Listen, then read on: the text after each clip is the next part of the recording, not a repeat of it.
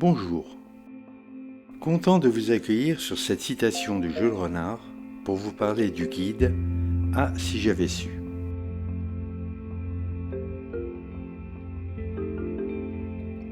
Je suis Fabien Chiche-Portiche, expert comptable en profession libérale depuis plus de 30 ans. Ma pratique quotidienne est celle de la TPE-PME à laquelle j'apporte mes conseils. Mon but, vous aider à démarrer votre activité ou à la redresser dans le domaine de la gestion du quotidien dans un langage le plus clair possible. Pourquoi ? Je me suis, durant de nombreuses années, posé la question sur la relation éventuelle qui existait entre défaillance et fatalité. Quels sont les critères qui rendent une entreprise meilleure par rapport à une autre ? Il fallait pour cela effectuer des recherches qui permettent de compléter mon expérience personnelle. C'est ce que j'ai fait. Le résultat de cette démarche a abouti à la création d'un guide dont je vais vous résumer le contenu qui va traiter en premier de la notion du risque et de ses répercussions avant d'en aborder les conséquences. Au fait, nous vous donnerons par la suite la possibilité de consolider, comme disent les maçons, vos connaissances. Nous en reparlerons. Le guide que j'ai conçu vous est destiné. Il va vous permettre, sans formation préalable de base, d'entrer dans l'univers souvent nouveau pour vous d'une entreprise classique et d'en sortir en visiteur averti. Et ce, dans le domaine de ce que j'appelle la gestion du quotidien. Mais tout d'abord, lorsqu'on parle d'entreprise, de quoi s'agit-il ? Selon l'INSEE, qui est un organisme créé par l'État qui gère des statistiques au niveau national, voire international, les entreprises sont classées en 4 catégories. Les micros, qui contiennent les entreprises classiques et les auto-entreprises, elles ont un nombre maximum de 10 salariés. Pour la simplicité de l'explication par la suite, je distinguerai parmi les micro-entreprises les entreprises classiques et les entreprises nommées autrefois auto-entreprises. Ensuite, les PME, qui ont moins de 250 salariés. Les ETI, entreprises de taille intermédiaire de 250 à 4 999 salariés. Enfin, les grandes entreprises à partir de 5 000 salariés.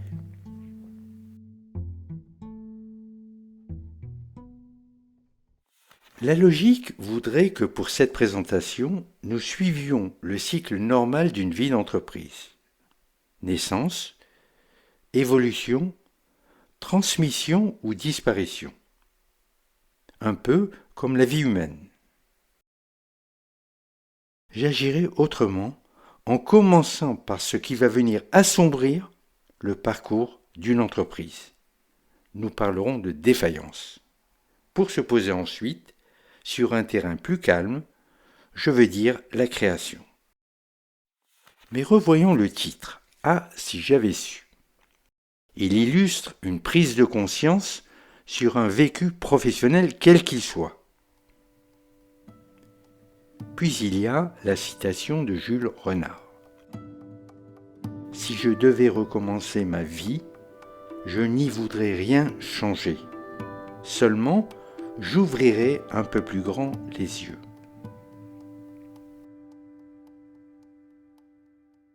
Balayons les regrets.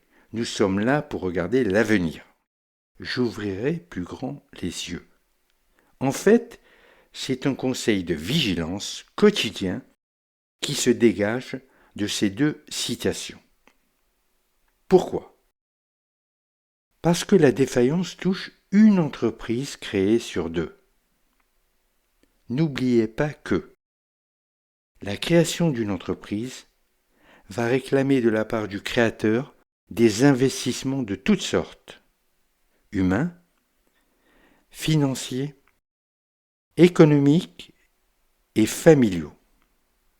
De plus, au niveau national, l'entreprise fabrique toujours, à tout niveau, un savoir-faire qui pourrait se transmettre. Regardons maintenant de plus près la défaillance sous sa forme statistique. Voyez ce tableau publié par la Banque de France, il montre que depuis 30 ans, les défaillances d'entreprises ne sont pas descendues en dessous de 40 000 par an. Et l'ancienne auto-entreprise n'est pas prise en compte. Sur le graphique, l'année 2020 n'est pas significative car c'est l'année Covid qui a été accompagnée d'aides financières massives de l'État aux entreprises. Ces aides ont de ce fait limité, voire réduit de façon puissante, le nombre d'entreprises qui auraient atteint un niveau de défaillance historique.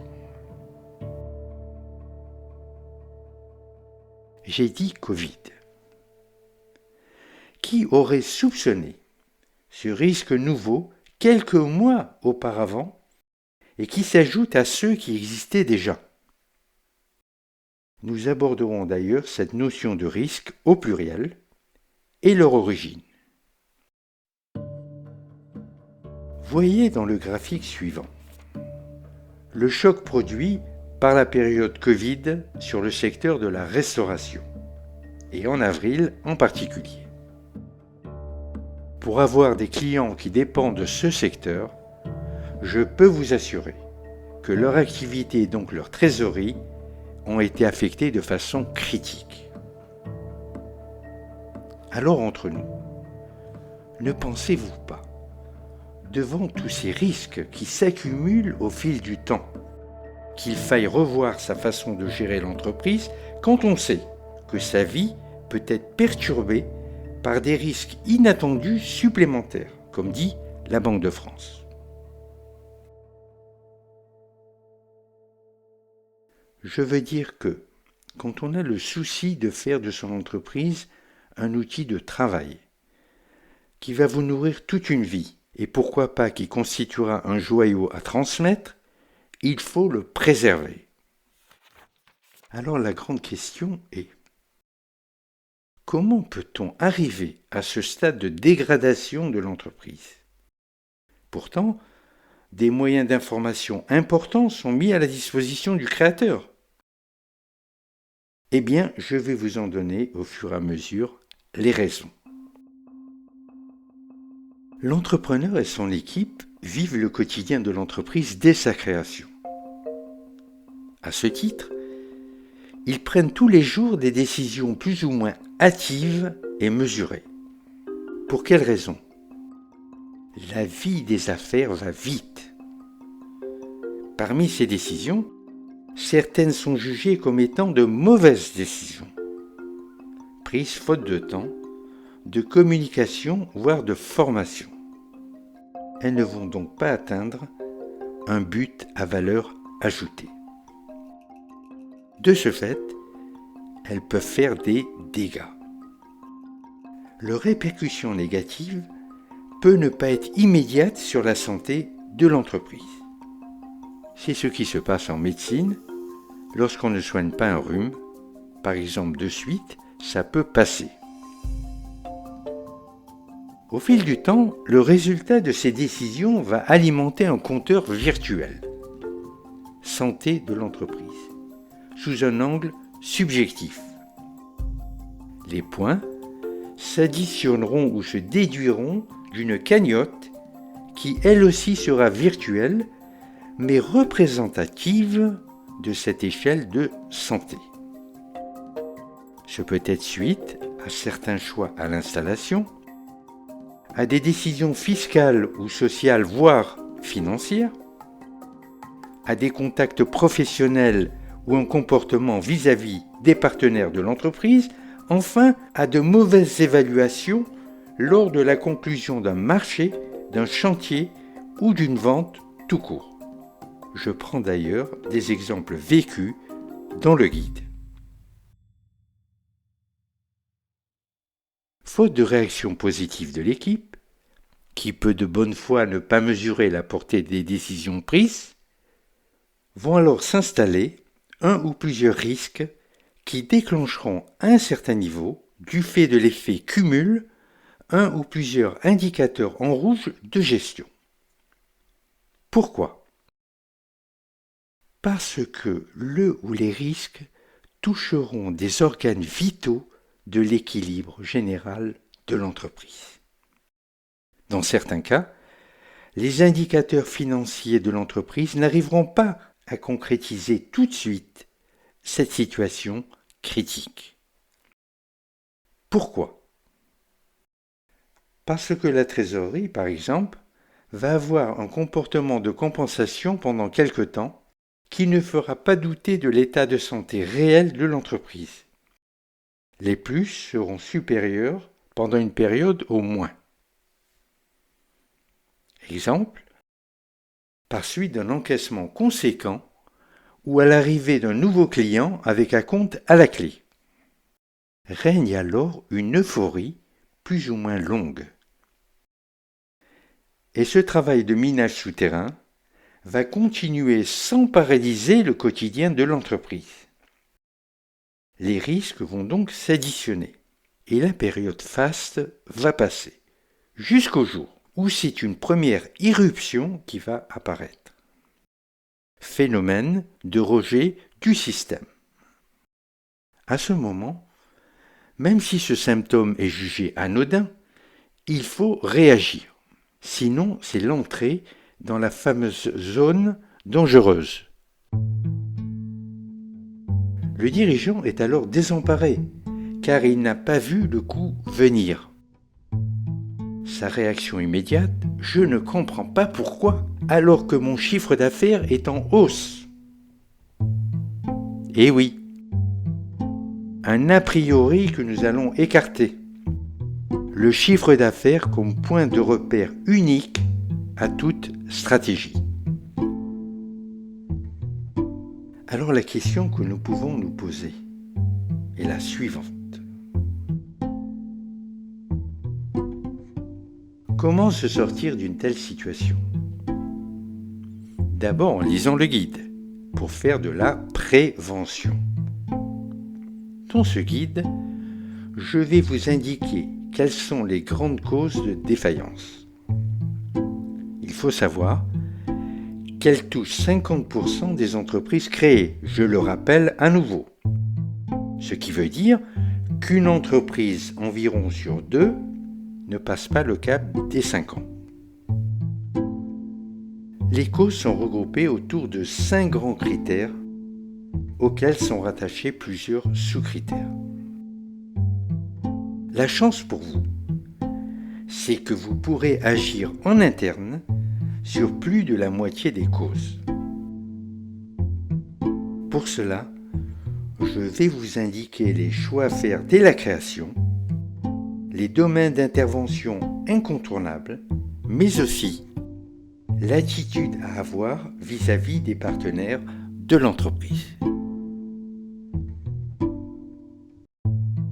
Certes, vous ne supprimerez pas tous les facteurs de défaillance, mais vous diminuerez les risques basiques qui auront souvent un impact négatif sur les éléments objectifs, moyens financiers investis, ou subjectifs, efforts, temps, énergie, etc.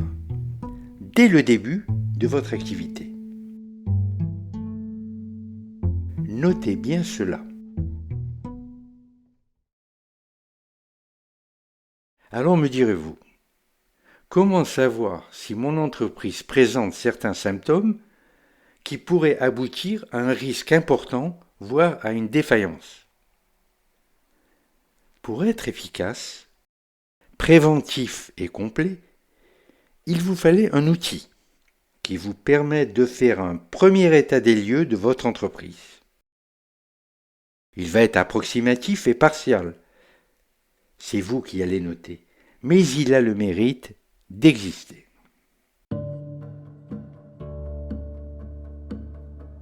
C'est un tableur, nous l'avons créé. Vous pourrez ainsi classer, même approximativement, votre entreprise sur l'échelle des risques de défaillance. Son positionnement sera obtenu grâce à une cotation accompagnée d'un barème. En un mot, votre appréciation sera notée. Vous n'aurez du fait de ce parcours virtuel pas hypothéqué l'avenir de votre entreprise, car vous aurez ouvert plus grand les yeux, comme disait Jules Renard.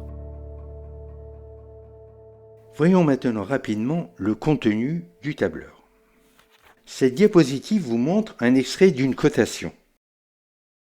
La notation vous dictera le degré de réaction que vous devez avoir.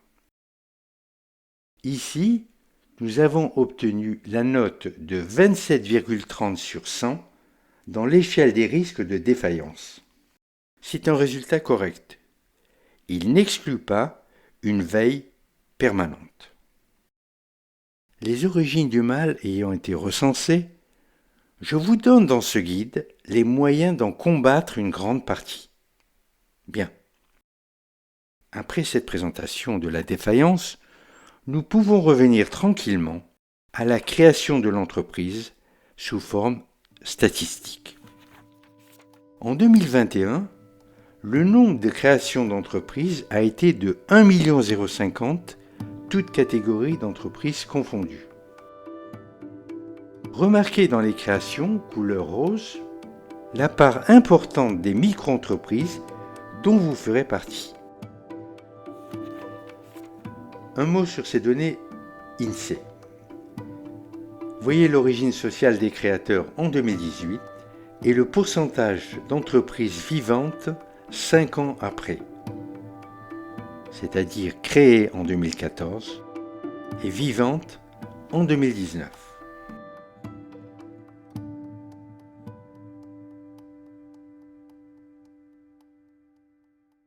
En conclusion, le guide que vous allez acquérir permet, sans formation préalable du dirigeant de TPE-PME que vous êtes ou que vous serez, de bénéficier d'un tour d'horizon pratique du quotidien d'une entreprise type au travers de commentaires, exemples de situations vécues et cas concrets.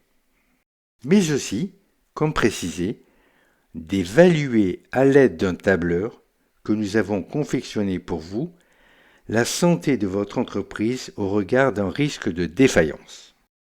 Simple d'utilisation, vous n'aurez qu'à entrer dans ce tableur quelques informations pratiques et le résultat vous sera donné sous forme de notes. C'est un outil de prévention qui va compléter toute démarche de recherche d'une bonne connaissance de la santé de votre entreprise au quotidien.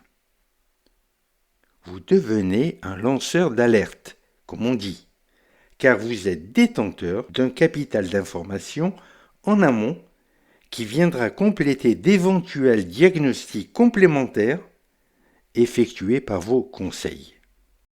Il est partial, car c'est vous qui évaluez, mais il a, comme un prévisionnel, le mérite d'exister et de laisser place à la réflexion et au dialogue. N'hésitez pas à remettre cette cotation à votre conseil. Voyons maintenant à qui ce guide est-il destiné. Je résume. Aux techniciens de tout niveau et de tous âges, aux formateurs et aux étudiants, aux seniors qui veulent aider un de leurs proches à gérer sa petite entreprise, ainsi qu'à tous ceux qui s'intéressent de près ou de loin à la gestion pratique d'une PME ou TPE.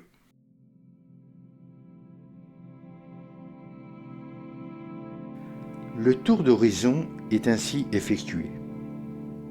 Alors pour finir, une citation de Robert Papin qui honore les créateurs dont vous ferez peut-être partie, que je vous laisse découvrir.